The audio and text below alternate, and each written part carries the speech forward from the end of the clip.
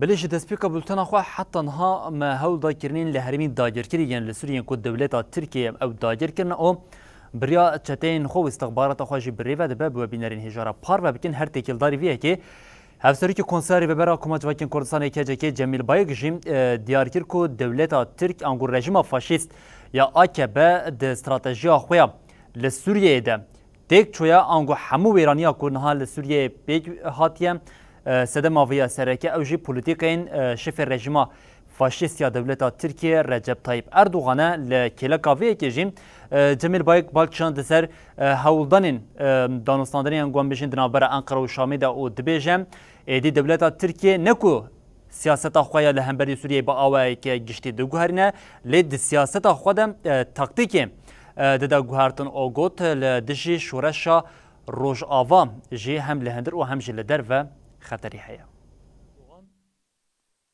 دخواست که سوریه بگار کردای ترکیه لوی داره دستلاتی که چه بکه سوریه خراب کر سوریه نشت گرلی سوریه گرلی کی کوچبر نایی که سوریه خسته فی حالی اساس اردوغانه هفسروکی کنسیا ریوبر AKC'ki Cemil Bayık politikayın dagirkeriya devleta Türk لسر آخا سوریه و شورش روجاوا نرخاند.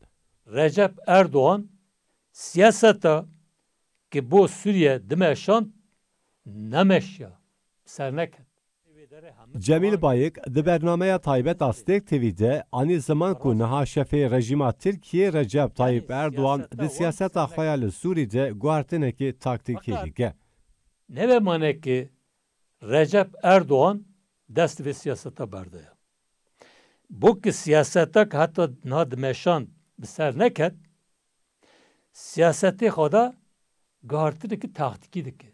Çi dibêji tek şarttan me heye ev jî işte lazım Suriye ev statü Kürt kabil nakil ve orta venal orta rakı ve dibêji.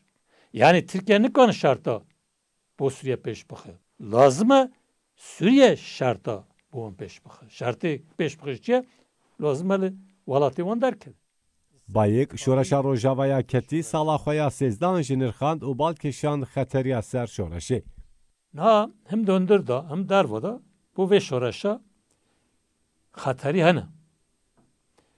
Yani mernikanı beji av şoreşa artık dikanı xa tam bepariz. Eğer şoreşik ali çandi da civaki da tamam nebi be siyasi nebi yek ev şoreşa daim de xatariye de. İşte bu ki devleti Türkiye düşmanı Kürda dixazı ve şoreşa tek bibe.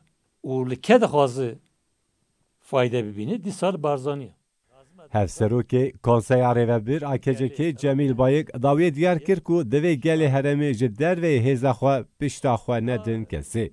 Şoreşê Rojava ilk ve şoreşê dimeşînin bixa bawer bikin bi imkanê xwe tekoşinê xwe şoreşê xwe lazim e pêş bixin. Sûriye ra jî lazim e bo diyalog bo pirsgirêkê çareser bikin jî kar bikin.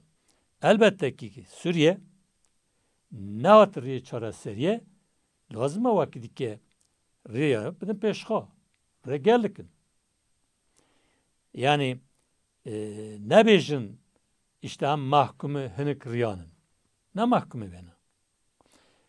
Mahkumi azadiye demokrasiye ne?